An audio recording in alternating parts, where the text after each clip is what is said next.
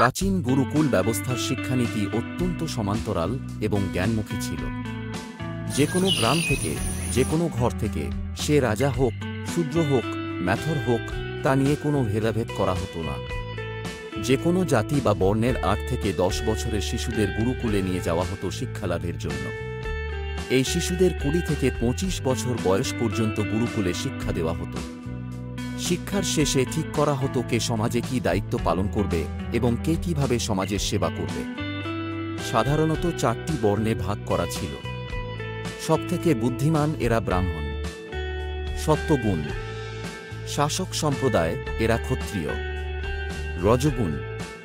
ব্যবসায়ী সম্প্রদায় এরা বৈশ্য। রজ ও তমগুণ। শ্রমজীবী এরা শূদ্র। তমগুণ। সেই সময়ে জন্মগত পরিচয় দিয়ে মানুষকে ভাগ করা হতো না। তখনকার শিক্ষার যোগ্যতা অনুযায়ী তাদের স্থান নির্ধারণ করা হতো। তাই কোনো ম্যাথরের সন্তান পণ্ডিত হতে পারত, আর কোনো পণ্ডিতের সন্তান যদি অযোগ্য হতো তবে সে ম্যাথরও হতে পারত।